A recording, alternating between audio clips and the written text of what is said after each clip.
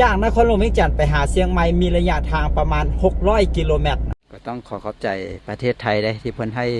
เงิน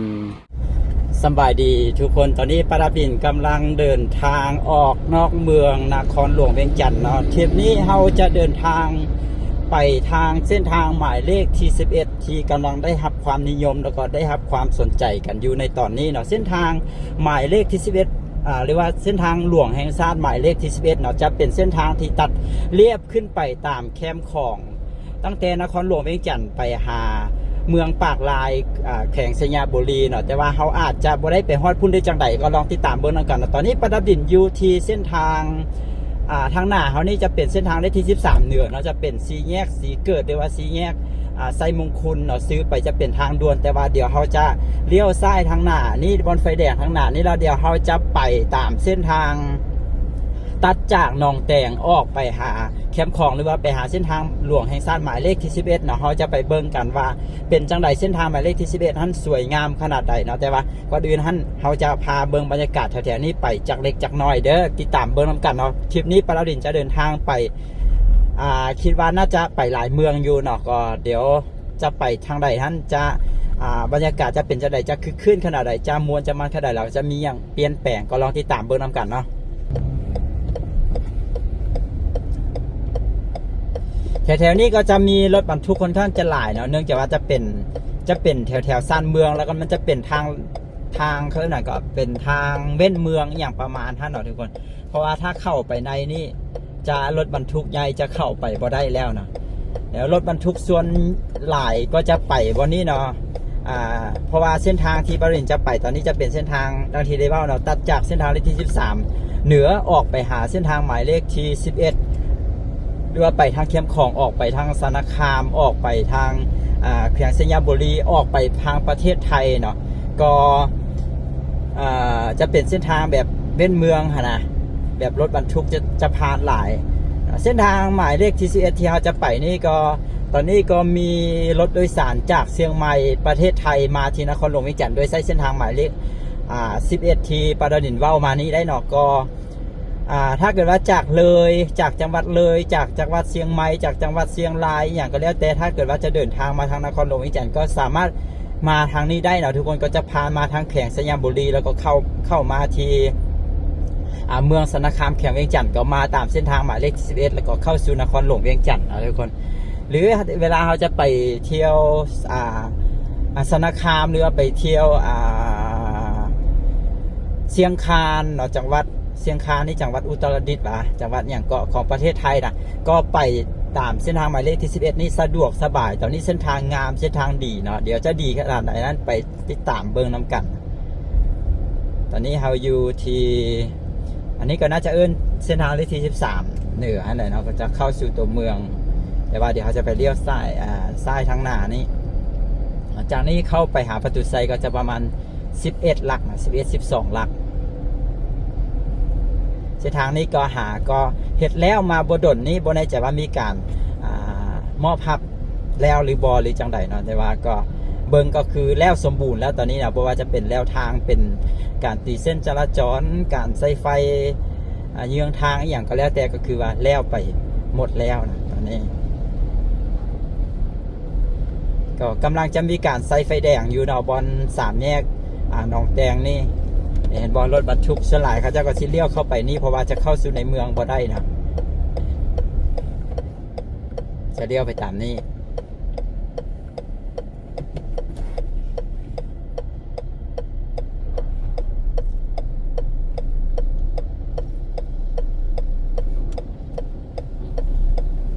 ไอ้นี่ก็จะผ่านจันทร์สว่างเนาะไปเส้นนี้ผ่านจันทร์สว่างผ่านบ้านเวียงคำจำปาเนาะแล้วก็ผ่านตัดมูลไปก็ไปออกใส่บ้านไม้เนาะบ้านไม้แถว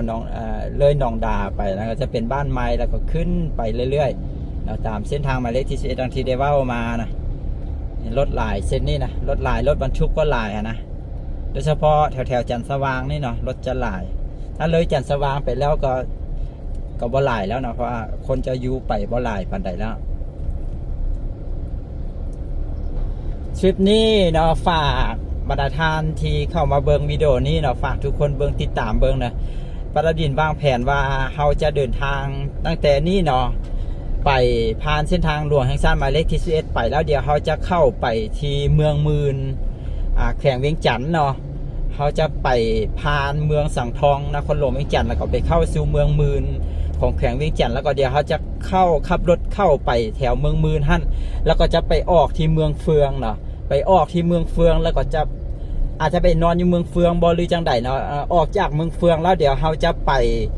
ที่หินเฮิบนะออกไปที่หินเฮิบแล้วก็จะไปที่วังเวียงนะก็ติดตามเบิ่งนำกันทริปนี้ว่าจะเป็นจังใดปาราดินก็บ่ได้เดินทางออกต่างแขวงมาดนพอสมควรนะหรือว่าการที่เขาจะไปนี่ก็คือเป็นต่างแขวงแล้วนะก็คือแขวงเวียงจันทน์นั่นเองแถวทางหน้าเขานี้ก็จะเป็นจันทร์สว่างเนาะแล้วก็มีตลาดจันทร์สว่างอยู่นี่มีโรงเรียนมส.จันทร์สว่างใหญ่บ้านจันทร์สว่างนี่ถือว่าเป็นบ้านที่มีหลายๆครอบครัวที่ย้ายออกมาจากแถวๆในเมืองเนาะแล้วก็มาตั้งบ้านตั้งเฮือนอยู่แถวๆนี้เท่าที่บริณหู้มาโดยเฉพาะ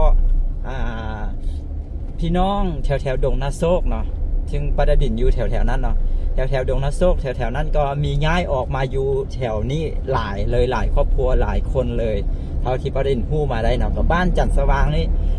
เป็นบ้านที่มีการทอดกฐินที่มีรายได้สูงที่สุดในประเทศลาวในปีผ่านมานี่คือว่าได้จักตื้อวะได้เป็นจักตื้อ 2-3 ตื้อพุ่นติบางคนอาจจะบ่เข้าใจนะถ้าเป็นพี่น้องคนไทยคำว่าตื้อเนาะตื้อก็คือ1ตื้อก็คือ 1,000 ล้านนั่นเองนะถ้าเกิดคนลาวบอกว่า1ตื้อกีบนั่นหมายถึงว่า 1,000 ล้านกีบ คนลาวจะใช้คำว่า1ตื้อเนาะเวลานับหัวหน่วยก็จะนับหน่วย10ร้อยพันหมื่นแสนล้านคือว่ามีโกด โกดตื้อสิวะ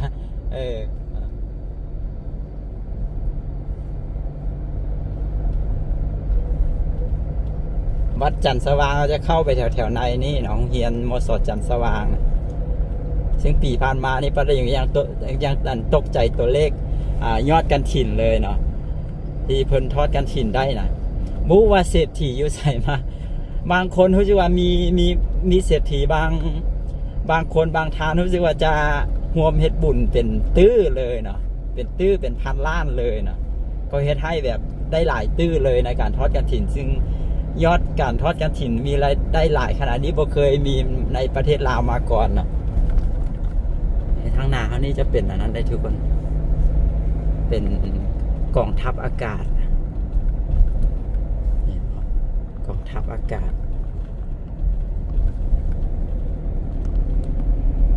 หาก็สร้างแล้วนี่จันทร์สว่างแล้วก็ต่อไปก็จะเป็นเวียงคำเนาะนี่พอออกมาแถวนี้ก็จะเห็นมีวิวมีบรรยากาศที่เป็นธรรมชาติหลายขึ้นแล้วได้มันจะเป็นค่อยเป็นอย่างนะแถวนี้เห็นว่านี่เขาจะเห็นเป็นวิวแบบนี้ไปนะ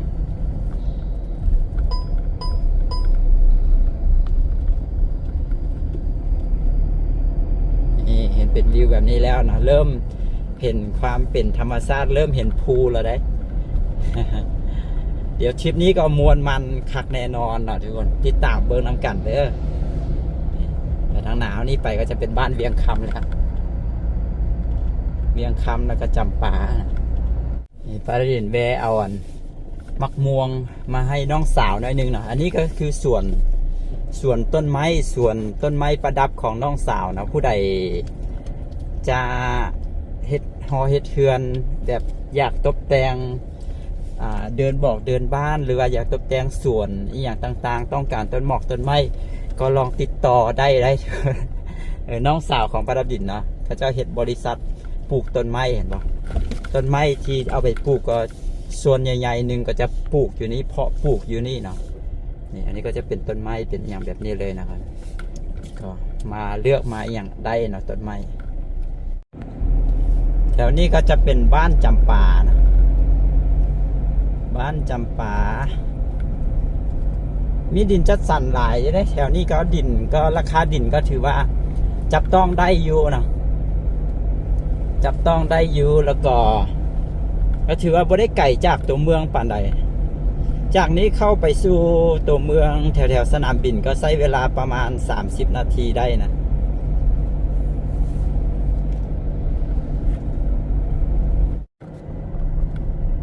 มีศอกมีสร้างนำได้ทุกคนนี่พระเจ้ามีเลี้ยงสร้างอยู่แถวนี้แล้วก็มีคนมาให้อาหารน่าจะขี่สร้างได้ประมาณท่านแถวนี้ก็จะเป็นแถวตาดมูลโอ้ชื่อว่าฝนจะตกได้นี่นะโอ้คักเลยนะการเดินทางครั้งนี้นี่ต้องสมเย็นแน่นอนนะนี่ตาดมูลนี่แหมฝนมาแล้วนะฝนปล่อยๆมาแล้วก็เดี๋ยวเฮาน่าจะได้เลาะขับรถตากฝนตามเบิงนี่นะคักเลยแหละเนาะบรรยากาศนี่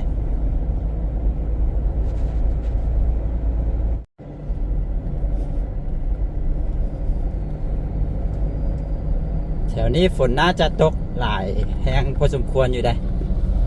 มีน้ำมีอย่างไรจ้ะตอนนี้เราเข้าสู่บ้านใหม่เนาะเข้าสู่บ้านใหม่ก็จะฮอตจุด3แยกแล้วนี่ทางหนาวนี่ก็จะเป็นเส้นทางเส้นนี้ปะล่ะบ่ฮู้ซื้อเส้นทางเนาะที่เฮากำลังมานี่เนาะก็มาซอดใส่ถนนหมายเลขที่7นี่สีไข่เมืองสังทองเนาะสีไข่10กิโลเมตรไปเมืองสังทองจักกิโลเมตรแล้วเมื่อกี้นี่นี่เฮามาออกใส่เส้นทางหลวงแห่งชาติหมายเลข11ก็คือเส้นนี้เนาะนี่ก็เรียกไปตามแคมป์ของนะทางซ้ายมือเฮาตอนนี้ก็จะเป็นแถวก็จะเป็นน้ำคลองแล้วนะจุดนี้ท่านจะยังบ่ทันงามเทื่อเนาะเส้นทางนะต้องเลยไปตื่มน้อยนึงจึงจะงามเนาะติดตามเบื้องน้ำกันว่าเส้นทางจะงามขนาดใดแล้วบรรยากาศจะคักขนาดใดนะทุกคนจากนครหลวงเวียงจันทร์ไปหาเมืองสนคามแข่งเวียงจันทร์หรือว่าผู้ใดจะไปเที่ยวเมืองเชียงจะไปเที่ยวเชียงคานของประเทศไทยนะทุกคนจากนครหลวงเวียงจันทร์ไปหาสนคามระยะทางประมาณ130กิโลเมตรนะจากนครหลวงเวียงจันทร์ไปหาปากลายประมาณ190กิโลเมตรนะแล้วก็ด้านที่ประดิษฐ์ได้เว้ามาเมื่อกี้นี่ก็คือจะมีรถเมล์ระหว่างประเทศเชียงใหม่นครหลวงเวียงจันทร์เนาะจากนครหลวงเวียงจันทร์ไปหาเชียงใหม่มีระยะทางประมาณ600กิโลเมตรนะทุกคนโดยไปตามเส้นทางนี้เนาะเส้นทางหมายเลขที่11จากนครหลวงเวียงจันทร์เข้าไปนี่ก็จะไปข้ามขัวน้ำคลองอยู่ที่ปากลายเนาะไปข้ามขัวน้ำคลองอยู่ที่ปากลายข้ามไปทางเมืองปากลายฮั่นแล้วก็จะไปทางเมืองแกนเท้าเนาะไปแล้วจะมีด่านที่จะออกไปทางประเทศไทยเขาเรียกว่าด่านพูดูบอกแบบนั้นนะเขาจะน่าจะไปข้ามอยู่ด่านตัวนั้นเนาะด่านพูดูประมาณท่านแหละเนาะไปข้ามอยู่ด่านตัวนั้นแล้วก็น่าจะเข้าไปที่อุตรดิตถ์ประเทศไทยนะจังหวัดอุตรดิตถ์แล้วก็ขึ้นไปอุตรดิตถ์แล้วก็แพร่อุตรดิตถ์แพร่แล้วก็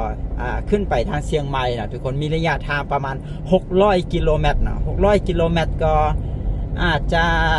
ซ้ำๆกับนครหลวงเวียงจันทร์ไปหาอัตตปือประมาณท่านนะประมาณท่านไหนนครหลวงเวียงจันทร์ไปหาอัตตปือโอ้นครหลวงเวียงจันทร์ไปหาอัตตปือประมาณ900วะประมาณ900ลักวะบนแน่ใจแล้วนะทุกคนก็คือ600ลักนั่นแหละเนาะจากนครหลวงเวียงจันทร์ไปหาเชียงใหม่ก็อาจจะต้องใช้เวลา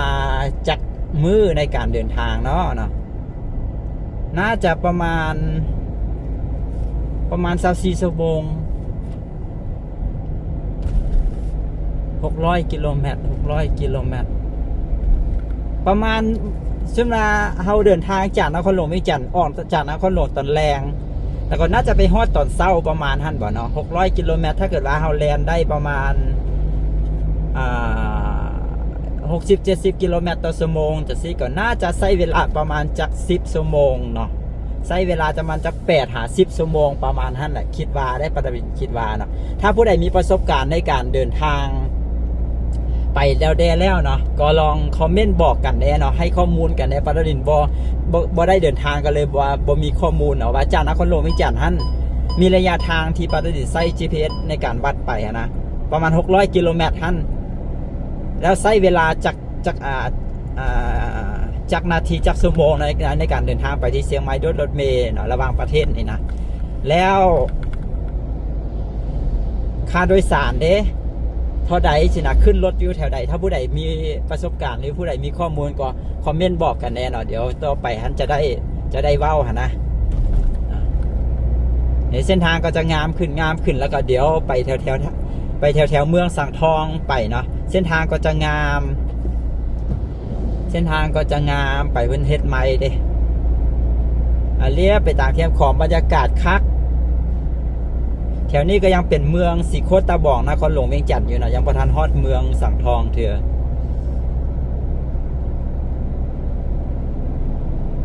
ฝนนี่ก็จะตกเป็นบางบอนเนาะมาฮอดวันนี้ก็บ่ได้ตกละแถวนี้จะมีวัดมีอย่างเนาะเขาเจ้าก็จะมีดอกไม้ให้บูชาเดี๋ยวจะพาเบิ่งบรรยากาศไปเรื่อยๆเดี๋ยวทุกคนโอ้บรรยากาศดีแห้งนะมื้อนี้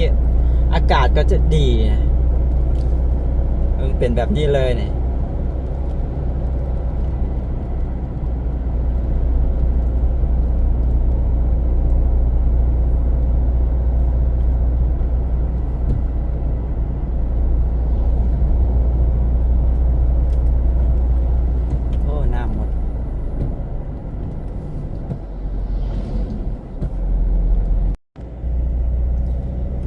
แถวนี้จะมีห้านอาหาร มีห้านคาเฟ่บรรยากาศดีได้ติดกับน้ำของจุดนี้จะเป็นจุดที่น้ำของแคบที่สุดเลยเบื้องฟ้าพุ่นก็น่าจะยังเป็นอำเภอศรีเชียงใหม่บอกหรือว่าเป็นอำเภอสังคมแล้วประเทศไทยนะจังหวัดหนองคาย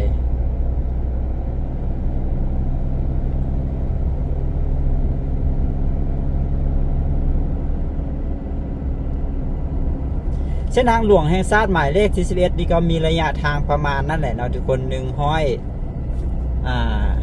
90 กิโลเมตรประมาณท่านหน่อยก็จะเริ่มตั้งแต่3 แยกสีไข่ไปสุดอยู่ที่ขัวข้ามน้ำของไปที่เมืองปากลายแขวงสยามบุรีนะก็จะผ่านแถวนี้เนาะผ่านเมืองสีโคตตาบองนครหลวงเวียงจันทน์ผ่านเมืองสังทองนครหลวงเวียงจันทน์แล้วก็ไปผ่านเมืองมืนแขวงเวียงจันทน์ไปผ่านเมืองสนาคามแขวงเวียงจันทน์แล้วก็ไปเข้าสู่ที่เมืองปากลายดังที่ได้เว้ามานะแล้วก็จะไปเชื่อมต่อกับเส้นทางหมายเลข A หรือ B นี่แหละนะ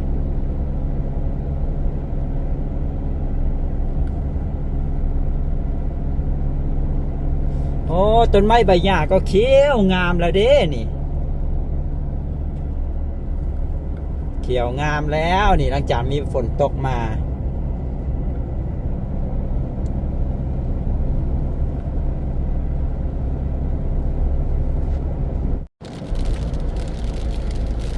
ฝนเริ่มมาอีกแล้วได้นี่โอ้บรรยากาศคักหลายเริ่มเข้าสู่ฤดูฝนแล้วเด้นี่พี่น้องประเทศลาวเฮานี่เริ่มเข้าสู่ฤดูฝนแล้วนี่ฝนก็เริ่มตกแล้วบางบอนก็เริ่มเฮ็ดนาแล้วได้เขาหอกเข้าไฮอย่างก็เริ่มออกแล้วได้ตอนนี้เบิ่งรถคันทางหน้านี่ความสูงเพิ่นเฮ็ดนี่คักเลยเนี่ย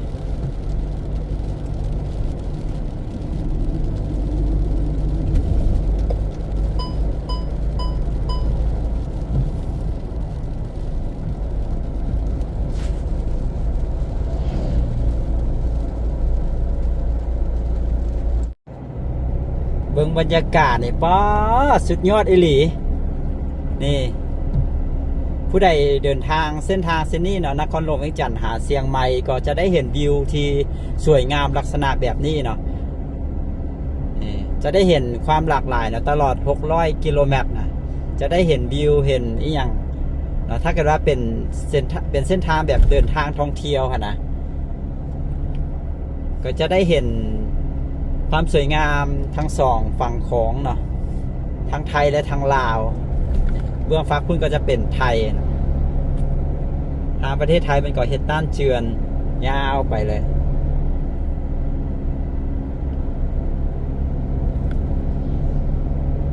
เส้นทางแถวนี้ก็จะเป็นลักษณะแบบนี้กันนะก็จะมีบอนลุบบอนโนนเล็กๆน้อยๆเนาะเนื่องจากว่ามีรถบรรทุกต่างนักสัญจรหลายเนาะเส้นทางเส้นนี้ฮะนะก็เดี๋ยวไปตืมนิดนึงจึงจะฮอดจุดที่เพิ่นปลูกอย่างไม้สวยงามฮะนะนี่ก็มีห้านอาหารหลายๆเนาะห้านอาหารตามแคมป์คลองนะ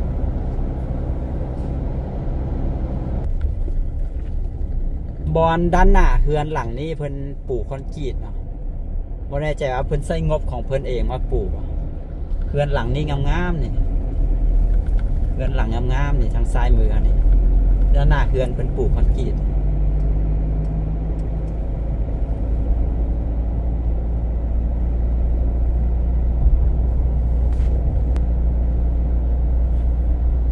ทางหน้าอันนี้น่าจะมีด่านถ้าบ่ได้ชื่อว่าผิดเนาะน่าจะเป็นด่านระหว่างเมืองสีโคตะบ่องกับเมืองสังทองบ่หรือจังไดรถเข้าออกซื่อๆบ่แต่มีด่านอยู่เนาะแถวทางหน้ามีด่านอยู่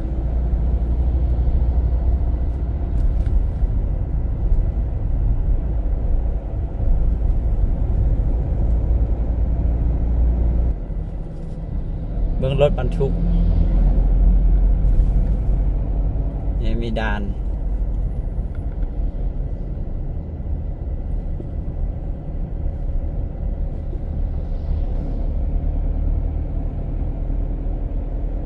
เพิ่นบ่ได้กวดด่านกวดน้ำหนักนะจะมีตาสัง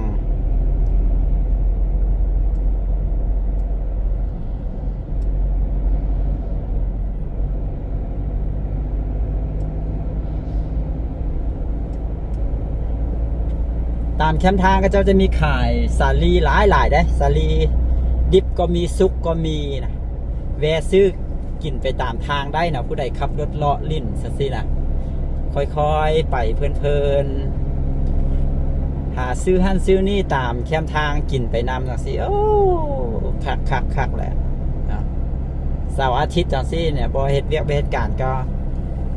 มาเลาะกันได้นะทุกคนค่อยๆขับรถแล้วก็เลาะไปบ้านใดเป็นตาจอดเบิ้งก็จอดบ้านใดเป็นตาพักเบิ้งก็พักเบิ้งสินะแวะกินหั่นกินนี่ไปนี่ก็โอ้เท่านี้ก็พอแล้วนะไม่ต้องเดินทางไปไกลก็ได้นะนี่มาแถวนี้ก็ถือว่าบรรยากาศก็คักแล้วนะบรรยากาศติดแต่แถวแคมป์ของแถวนี้ก็มีภูมีผามีอย่างที่สวยงามบรรยากาศดีนะบ้านสัมพันนาเนาะอันนี้บ้านสัมพันนาน่าจะเป็นเมืองสีโคตะบ่องน่าจะเป็นเมืองสังทองระเบิดแถวนี้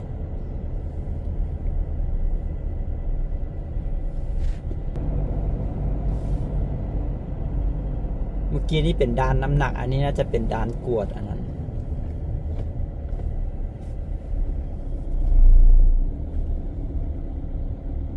อันนี้น่าเป็นด่านภาษีวะอันนี้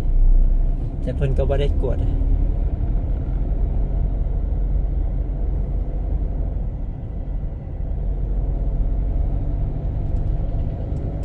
ซื้อบ้านนี้คักอยู่ได้บ้านสัมพนาเป็นบ้านใหญ่ใหญ่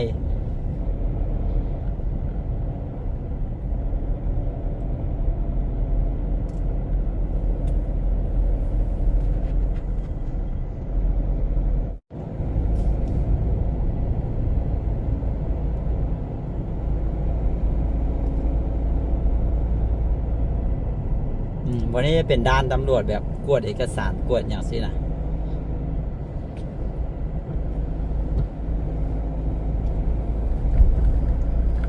บ้านปากตอนบ้านปากตอนพอเรามาฮอดจุดนี้เนาะซื้อไปจะเข้าไปที่เมืองสังทองเนาะส่วนถนนหมายเลขที่11ที่จะไปทางสนาคามก็คือจะเลี้ยวซ้ายนี่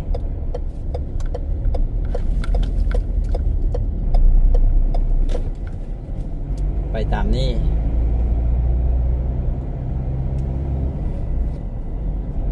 ฝนก็จะตกอยู่เป็นบอน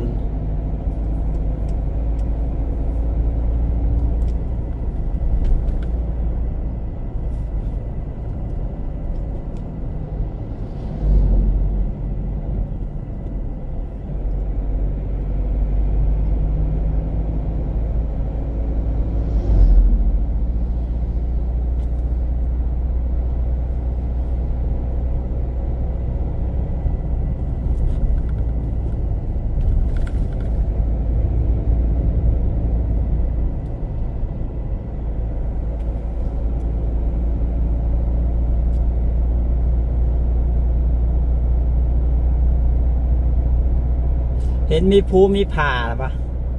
นี่บรรยากาศก็จะดีน้ำตอน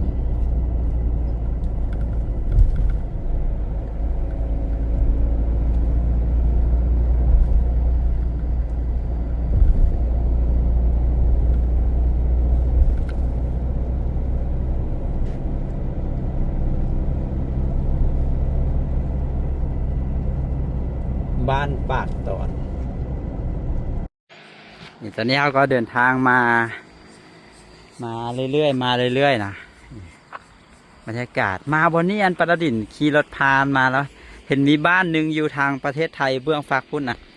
เป็นบ้านที่เขาเบิ่งจากทางนี้ไปแล้วงามเลยโอ้ขันเอาโดรนบินขึ้นท้ายภาพมองสูงนี่ความสวยงามบ้านของอำเภอสังคมจังหวัดหนองคายเบื้องฝากพุ่นนะหรือว่าเป็นจังหวัดอื่นละบ่หรือว่าจังเป็นจังหวัดหนองคายอยู่บ่แน่ใจเฮ็ดปลาออกเอามาวันนี้เบิ่งบ้านเขาเจ้าอยู่ทางพุ่นนะมันเป็นภูแล้วก็มีบ้านอยู่แบบนั้นน่าจะมีสายน้ำไหลออกมาฮั่นคิดว่าแล้วก็เลยว่ามีบ้านอยู่ปากน้ำประมาณนั้นน่ะสวยงามเลยเนาะนี่แถวนี้ก็เป็นน้ำคลองเขาจะก็มีเห็ดสวนเห็ดอย่างเงี้ยแถวนั้นปลูกสลอกสาลีอย่างก็ว่ากันไปบรรยากาศดีหลาย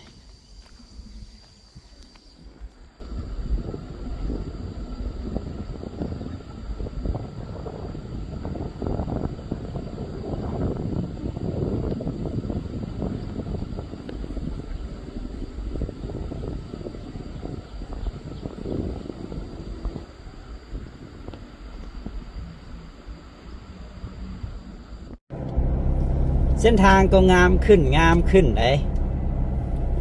งามขึ้นบ้านโคกแท้ บ้านโคกแท้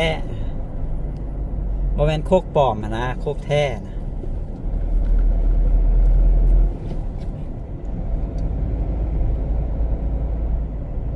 บ้านนี้มีดานประเพณีได้ลงไปลุมในทางซ้ายเมืองนี่ลงไปหาดานประเพณีทางขวามือจะเข้าไปที่ในเมือง เข้าไปที่เมืองสังทองนะแถวนี้ก็เป็นเมืองสังทองก็จะเป็นน้ำคลองแล้วข้ามไปเบื้องพุ่นเป็นประเทศไทยนะก็มีดานประเพณีนะดานข้ามเรือนะ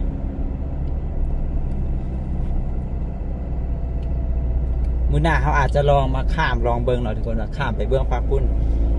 มีสถานที่ท่องเที่ยวอย่างแดนเอาทางไทยนะ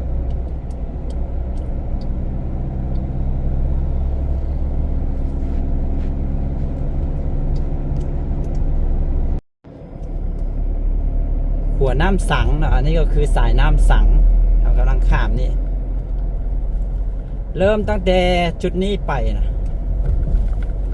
ท่านจะเป็นจุดที่เขาเจ้าปู่อย่างไม้นี่บ่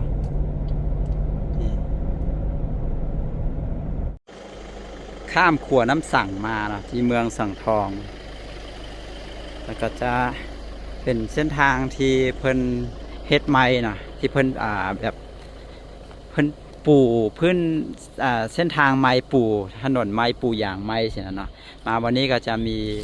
ป้ายอยู่วันนี้เดียวลองมาอ่านเบิ่งโครงการก่อสร้างทางเลข11R11นะทุกคนน้ำสั่งหาสนคามหาโคกเข้าดอนะโดยการสนับสนุนด้านการเงินจากสำนักงานความร่วมมือพัฒนาเศรษฐกิจกับประเทศเพื่อนบ้านนี่แห่งราชอาณาจักรไทยนะทุกคนก็ได้รับทุนการสนับสนุนมาจากสำนักงานร่วมมือพัฒนาเศรษฐกิจกับประเทศเพื่อนบ้านนะจากประเทศไทยนะทุกคนนี่ก็ต้องขอบใจประเทศไทยได้ที่เพิ่นให้เงินน่าจะเป็นเงินกู้ยืมมาแล้วทุกคนประมาณนั้นนะที่เฮ็ดให้มีทุนมาก่อสร้างถนนเส้นนี้สร้างสวยงามที่ว่าเป็นถนนสายมิตรภาพเลยก็ว่าได้เนาะเนื่องจากว่าเสื่อมไทย หาลาวเนาะแล้วก็เสื่อมนครหลวงเวียงจันทร์ซึ่งเป็นเมืองที่ใหญ่ที่สุดของประเทศลาวเข้าสู่ประเทศไทยเช่นเดียวกันเนาะทุกคนนี่เส้นทางที่รถจากเชียงใหม่เนาะจังหวัดเชียงใหม่ประเทศไทยมาที่นครหลวงเวียงจันทร์ก็คือมาตามเส้นทางนี้เลยนี่เส้นทางก็จะดีจะงามแบบนี้วิวก็งามเช่นเดียวกันเนาะเดี๋ยวเขาจะเดินทางต่อไปแล้วพาทุกคนเลาะไปเรื่อยๆเดี๋ยวเขาขับรถเลาะเบิ่งความสวยงามวิวสองข้างทางไปเบิ่งลองติดตามเบิ่งหน่อยทุกคนว่าเส้นทางนี้เพิ่นปูหนาขนาดใดแล้วก็จะอยู่ได้ดนขนาดใดแล้วก็หาก็แล้วไปเมื่อบ่ดนมานี่เนาะเส้นทางนี้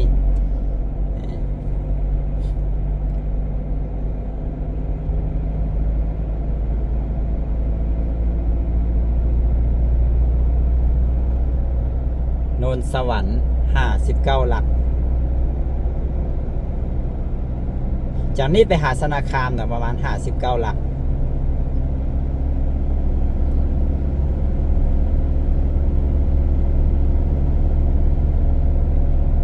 นี่พอเริ่มตั้งแต่จุดนี้ไปก็จะเป็นภูเป็นวิวแบบนี้แล้วนะนี่โอ้สวยงามขนาดเลยวะ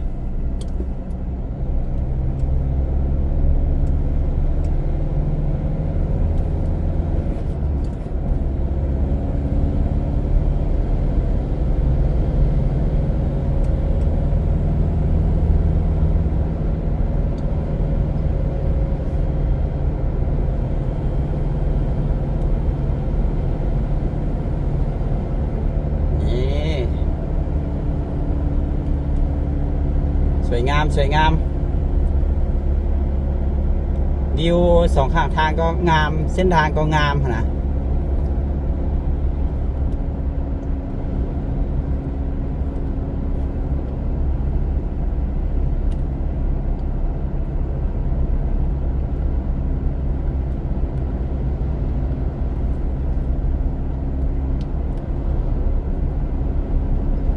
อยากให้ประเทศลาวเรามีเส้นทางงามๆลักษณะแบบนี้ทั่วประเทศเด้เนาะการไปมาหาสู่กันคือที่สะดวกสบายแหงช่วงนี้มีหลายเส้นทางก็เปเพนะ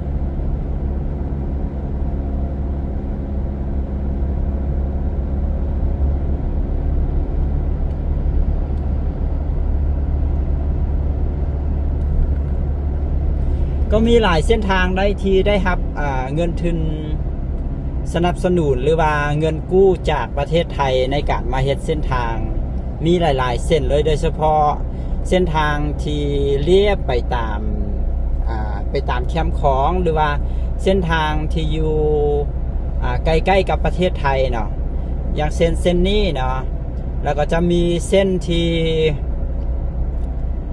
ตัดมาจากด่านห้วยโขนที่มาจากเมืองเงินบอไปหาไปหงสาไปทั้งหลวงพระบางจากที่นั่นแล้วก็มีอีกเส้นหนึ่งที่ตัดจากแถวใดวะมีหลายเส้นคือกันเนาะแล้วก็มีเส้นทางอีกเส้นทางหนึ่งที่เห็นข่าวมาที่จะได้รับเงินสนับสนุนมาจากประเทศไทยก็คือเส้นทางหมายเลข12วะเส้นทางหมายเลขที่12บอที่ตัดจากท่าแขกตัดจากใส่ก็ แม่ละเนาะแถวท่าแขกนะที่ผ่านเมืองยมราชไปแล้วก็ไปที่ชายแดนเวียดนามนะเส้นนั้นในรถบรรทุกก็หลายแหงเนาะมันเป็นการทำมาค้าขายกันระหว่าง3 ประเทศนะ3 ประเทศนะมันจะมีรถบรรทุกไทยรถบรรทุกลาวรถบรรทุกเวียดเนาะเพราะมันเป็นเส้นทางที่ตัดจากตะเวนตกของประเทศลาวไปหาตะเวนออกของประเทศลาวก็คือตัดจากประเทศไทยเนาะเชื่อมกับประเทศไทยไปเชื่อมกับประเทศเวียดนามโดยผ่านลาวไปที่แข่งขมวนนะเส้นนั้นนี่ก็รถบรรทุกหลายอีหลีเนาะก็เห็นว่าจะมีการขยายเส้นทางมีการพัฒนาเส้นทางเลยที่เห็นข่าวเมื่อมาบดลมานี่เนาะแล้วก็เส้นทางหนึ่งที่มีการจราจรคึกคักด้วยรถบรรทุกก็คือเส้นทางหมายเลข9เนาะอยู่ที่สวรรณเขตแต่ว่าเส้นนั้นประดิษฐ์บนแน่ใจว่าได้รับเงินทุนมาจากใส่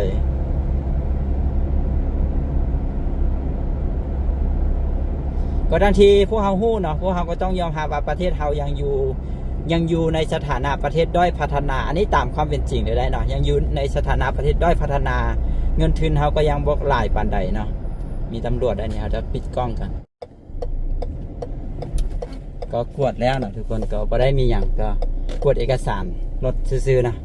เอกสารครบเขาบ่ได้มีหยังนะเขาก็บ่ต้องย่าน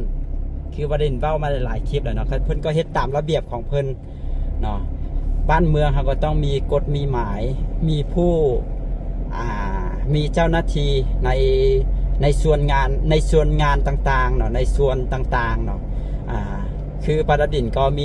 เป็นประชาชนก็มีหน้าที่ที่เป็นประชาชนที่จะต้องเฮ็ดถูกต้องตามกฎระเบียบกฎหมายจะต้องแบบเสียภาษีนั้นนี่เนาะก็เขาก็จะมีหน้าที่ของเขา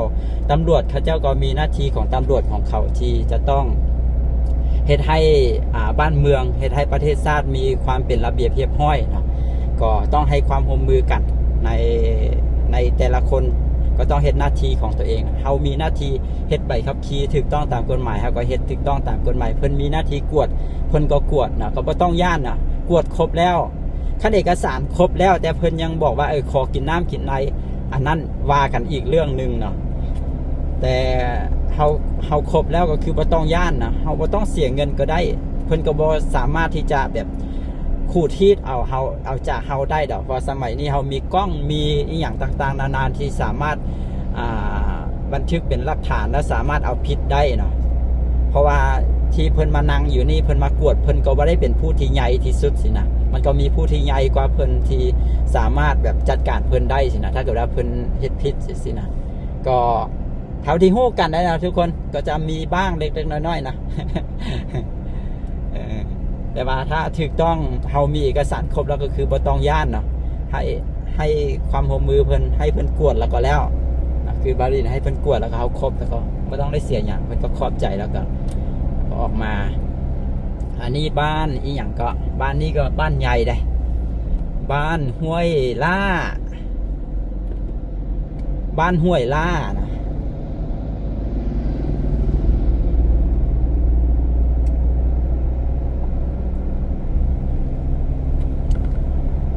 แน่นอนเนาะการเดินทางไปที่ต่างขอกต่างแข็งต่างเมืองต่างอย่างนี้เอกสารเฮาจะต้องเกียมไปนะทุกคนถ้าบ่เกียมไปก็ถูกปรับอีหลีเพราะมีด่านหลายเลยจะสังเกตเห็นว่าประดิษฐ์มานี่ก็มี 2-3 ด่านแล้วนะว่าจะเป็นด่านภาษีบ้านหันด่านนี่สินะแต่ก็จะมีด่านที่เพิ่นกวดเอกสารเป็นหลักแบบนี้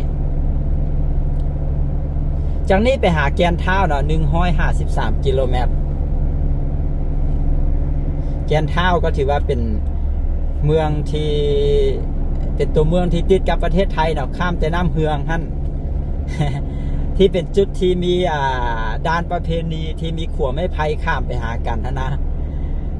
ปีใหม่อย่างสินะพี่น้องสองฝากกันก็ลิ้นน้ำน้ำกันเลยเนาะทุกคนก็ย่างไปมาหาสู้กันเป็นพี่น้องกันได้2ฝากหั่นน่ะแถวนั้นนะเขาจะกระจายเป็นเงินบาทเลยประดิษฐ์เคยไปแล้วนะอันนี้เว้าตามความเป็นจริงเลย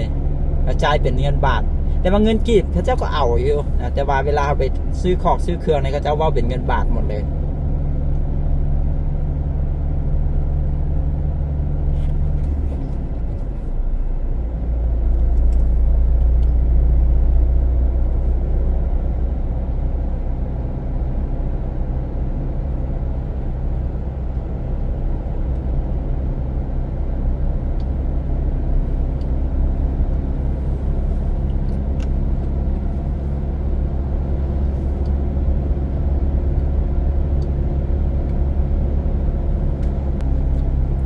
จากแถวๆนี้ไปหาตัวเมืองสยามบุรีแขวงสยามบุรีหัน250 หลักนะบ้านห้วยหาง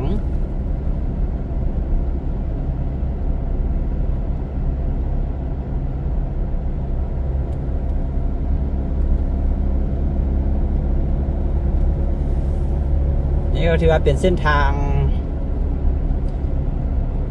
ระดับเกรด A ในประเทศลาวเขาแล้วเนี่ย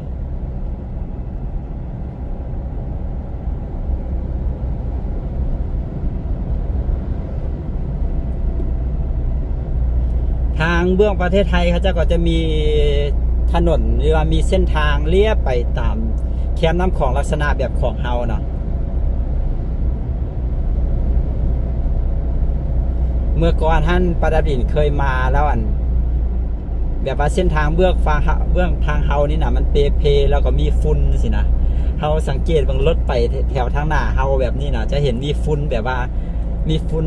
เป็นหมอกคล้ายๆเป็นหมอกควันลอยขึ้นมาเนี่ยแต่ว่าเลี้ยวไปเบื้องทางไทยทางข้าเจ้านี้ทางดำงามเนาะก็เบิ่งไปแล้วก็เฮาก็อยากมีคือกันเนาะแต่ในที่สุดเฮาก็มีแล้วเนาะตอนนี้เนาะก็ทางไทยกับทางลาวเขาก็ตอนนี้สภาพเส้นทางก็น่าจะบ่ได้ต่างกันก็น่าจะคล้ายๆกันแบบนี้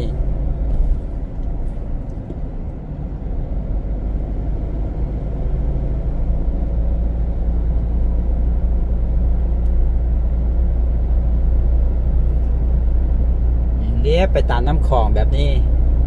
วิวบรรยากาศงามถ้าผู้ใดมีโอกาสขับรถมานะเขาก็จะได้เห็นงามกว่าอยู่ในกล้องอยู่ในภาพอีกเพราะว่าในกล้องเฮาหมุนไปเบิ่งทางซ้ายทางขวาบ่ได้ เบิ่งไปแต่ทางหน้าอย่างเดียวในกล้องในภาพนะแต่ความจริงวิวบรรยากาศนี่งามกว่าในภาพหลาย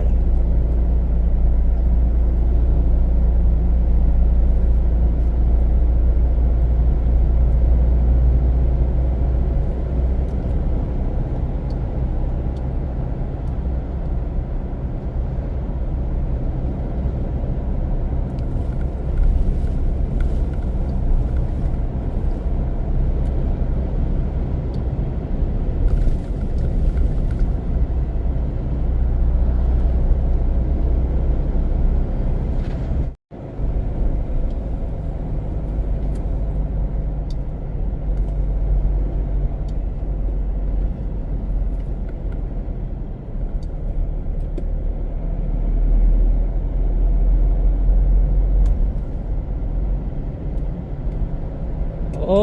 งามอีหลีเบิ่งไหมโอ้งามสุดๆเลยนี่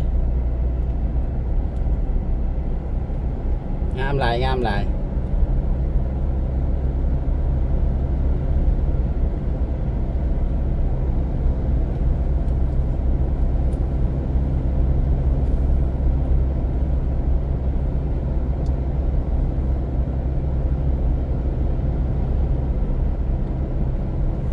วิวงามถนนงาม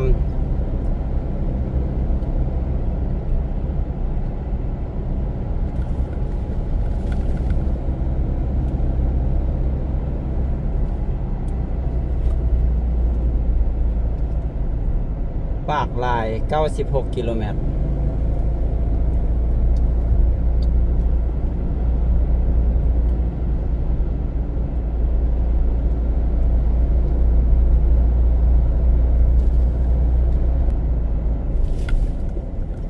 สาวเมืองมืนยินดีต้อนรับอันนี้เราก็เข้าสู่แขวงเวียงจันทน์แล้วเนาะเมืองมืนของแขวงเวียงจันทน์แล้วทางหลังเขานี่จะเป็นเมืองสังทองนครหลวงเวียงจันทน์อันนี้ก็ถือว่าเขามาต่างแขวงแล้วนี่บ้านปากจันทน์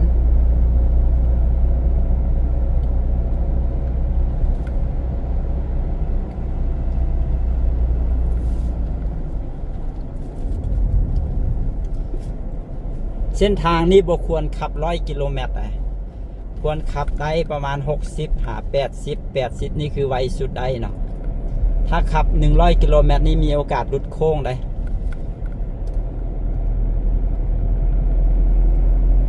บ้านนี้งามเลยบ้านนี้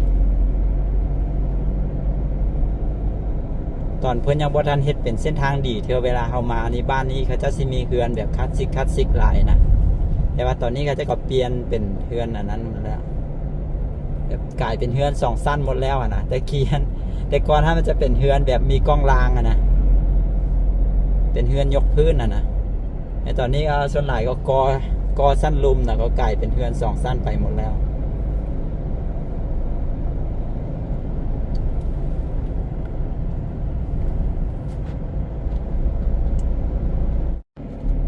โอ้มีบอลเจือนลงมาได้หนิถูกไหม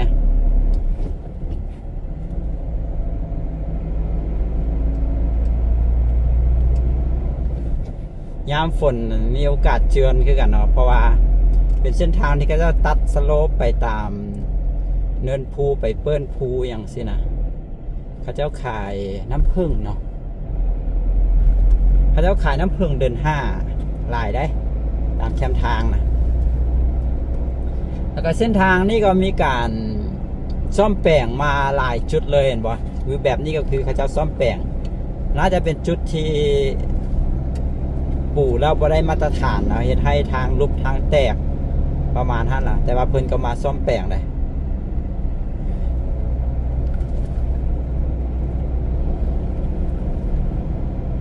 จุดที่เป็น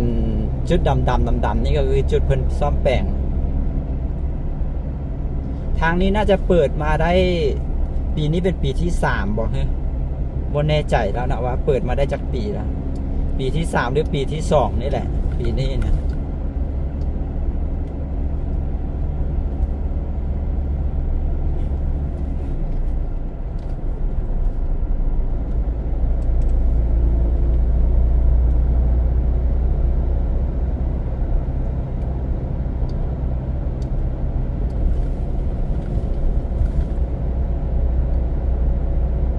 เบิ่งวิวทุกคน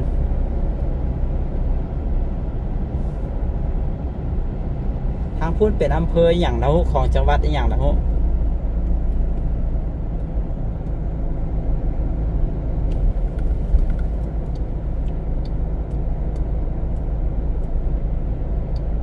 เป็นจังหวัด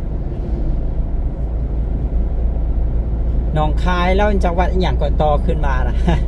บ่ฮู้กันได้จะหนองคายแล้วอุตรดิตถ์วะอุตรดิตถ์แล้วก็แพร่วะ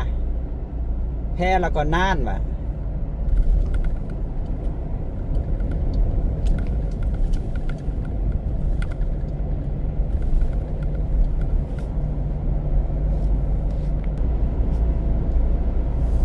ชมวิวไปสัมๆเลยนี่ว่าไงปกติก็บ่ได้ขับไปได้นี่ขับประมาณ60-70 กิโลเมตรนะแล้วก็ค่อยๆมาก็หลายคันก็แซงไปนะแต่ก็เพื่อนอาจจะไปเวียกไปอย่างไรนะแต่ว่าเขามาเที่ยวนะก็คือคอยไปเบิ้งวิวไปถ้าฝนตกลงมาไปปล่อยได้แห้งสิคักกว่านี้อีก ตอนนี้คือฝนที่ตกนะตกแต่บางบอนนะนี่แบบนี้มันเริ่มมันแล้วนะอาจจะเป็นจุดที่ผู้ยางบ่ได้ตามมาตรฐานบ่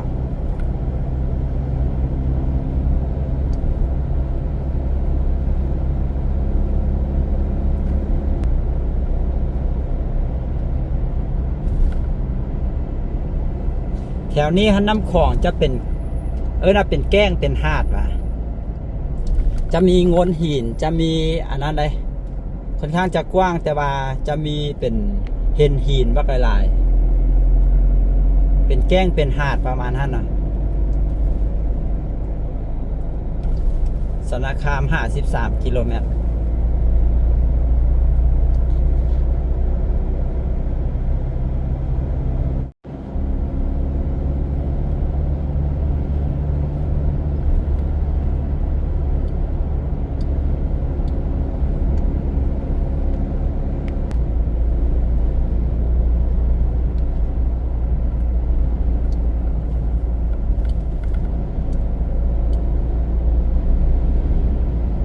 บ้านคกเมือด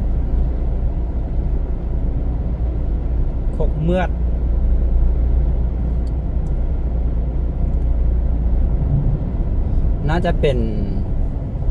ภาษาชนเผ่าบอกคกเมือดนี่แปลว่าอย่างโอ้อันนี้ฝั่งลาวเขาเพิ่นก็เฮ็ดอันนั้นเพิ่นก็เฮ็ดต้านเจือนคือกันนะนี่ฝั่งลาวก็เห็ดต้านเชือนฝั่งไทยเขาเจ้าเห็ดแล้วเนาะแถวนี้ตามเบิ้งท่าน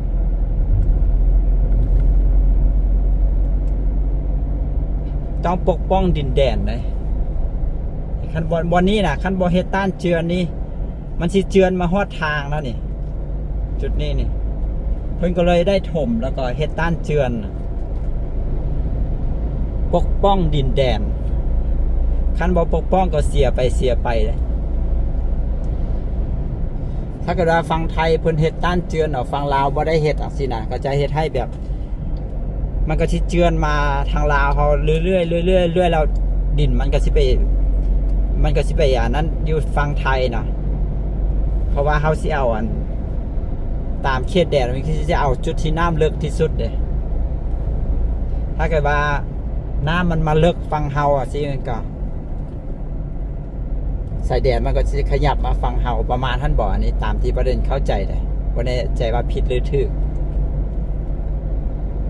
ส่วนหลายถ้าฟังพุ่นเฮ็ดฟังเฮาก็ได้เฮ็ดเนาะถ้าฟังเฮาเฮ็ดฟังพุ่นเขาเจ้าก็ได้เฮ็ดสินะการเฮ็ดต้านเจือนนี่ถ้าฟังหนึ่งเฮ็ดแล้วมันเฮ็ดให้น้ำตีมาอีกฟากหนึ่งสินะมันจะฟากหนึ่งมันจะเจือนสินะนั้นเวลาเฮ็ดก็ต้องได้เฮ็ดได้สองฟาก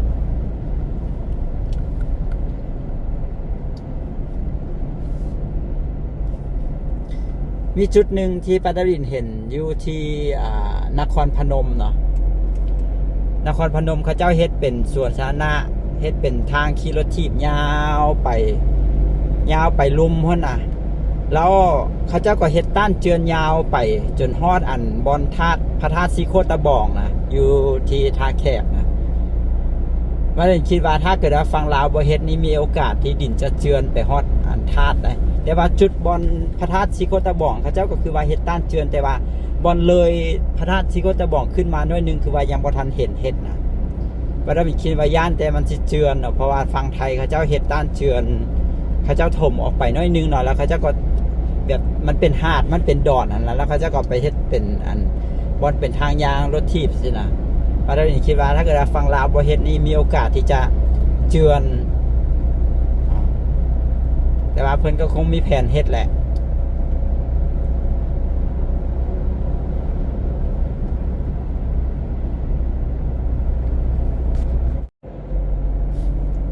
อันนี้ก็มีดานอีกแล้วนะทุกคนโอ้ดานหลายอีหลี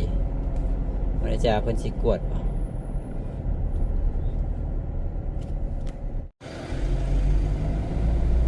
ดานหลายอีหลีนะทุกคนนี่แหละปารินว่าคณะเบาเอกสารมาเฮาบ่เฮ็ดถูกต้องตามกฎหมายนี่เวลาเดินทางไปต่างขอกต่างแข่งไปหยังสินะดานหลายอีหลีได้คือปารินมานี่จักเป็นดานอีหยังต่อดานนี่หยังเนาะเจอมาบ่ต่ำกว่า4ด่านแล้วเนาะแต่ว่าด่านที่จะเป็นด่านแบบเขาเจ้ากวดเอกสารเนี่ยคือ2ด่านเนาะด่านเมื่อกี้นี่ก็กวดแล้วเนาะด่านนี้ก็กวดอีกแต่ว่าปาราดินบอกเพิ่นว่าด่านเมื่อกี้นี่กวดแล้วเนาะเพิ่นก็เลยว่าบ่กวดไปต่อเดี๋ยวปาราดินจะเดินทางเข้าไปนี่เนาะเมืองมืน30กิโลเมตรเนาะนี่ปาราดินจะไปนี่ก็เดี๋ยวไปติดตามกันวิดีโอต่อไปนะทุกคนสำหรับวิดีโอนี้เดี๋ยวจะเข้าไปนี่บ่จะเข้าไปนี่ก็สำหรับวิดีโอนี้เดี๋ยวประเด็นขอจบวิดีโอนี้ไว้แต่เพียงเท่านี้ขอขอบใจทุกคนที่เข้ามาเบิ่งเด้อเนาะหรือว่าเฮาไปเข้าทางพุ่นทางจะดีกว่าบ่เนาะเพราะเข้าอยู่บ่นี้ย่านแต่ทางบ่ดีความจริงมันมีทางเข้าอยู่2จุดเนาะทางที่จะเข้าไปเมืองมืนหั่นน่ะประเด็นแต่ว่าเมื่อกี้นี่เลี้ยวเข้าไปเบิ่งมันคือว่าทางมันคือว่าเป็นคุมเป็นหยังหั่นนะเนาะหรือว่าเฮาจะไปอีกบ่ไปอีกประมาณ1กิโลเมตรหรือว่า2กิโลเมตรบ่จะมีอีกบ้านหนึ่งก็จะมีทางเข้าไปแล้วก็จะไปซอดใส่กันนะมันจะคล้ายๆเป็นรูปตัวยูเนาะแล้วก็มีทางเข้าทางนี้ได้เข้าทางพุ่นแดสินะแล้วก็ไปที่เมืองมืนนะก็เดี๋ยวประเด็นเนี่ยจะขอจบวิดีโอนี้ไว้แต่เพียงเท่านี้เนาะทุกคนนี่ก็คือบรรยากาศตามถนนหนทางเส้นทางเลขที่11หรือว่าR11เส้นทางหลวงแห่งชาติหมายเลขที่11นั่นแหละเนาะก็เป็นเส้นทางที่สวยงามอีหลีเนาะซึ่งได้รับทุนการสนับสนุนมาจากประเทศไทยเนาะทุกคนก็ถือว่าดีใจที่พวกเขามีเส้นทางดีๆงามๆที่ให้ประชาชน2ทางอยู่ที่เส้นทางนี้แล้วก็ผู้ที่เดินทางผ่านเส้นทางนี้ได้มีความสะดวกสบายเนาะว่องไวปลอดภัยเนาะเส้นทางงามดีเราถือว่าเป็นเส้นทางสายสัมพันธ์ระหว่างไทยลาวไปนำเนาะทุกคนก็จะดีจะงามขนาดใดก็ตามภาพพันเลยนะเดี๋ยวปาดาดินจะจบไปแต่เพียงเท่านี้เดี๋ยวเขาว่าสิไปเบิ่งเส้นทางที่เข้าไปเมืองมืนอยู่ทางเบื้องฟ้าพุ่นเนาะอยู่ทางหนาเอาพุ่นพอเมื่อกี้นี้ขั้นเข้าทางนี้มันก็โอเคเลยเมื่อกี้นี้30กิโลเมตรแต่ว่าเอาจิลองไปเข้าทางพุ่นลองเบิ่งนะ ก็จบไว้แต่เพียงเท่านี้เลยสบายดี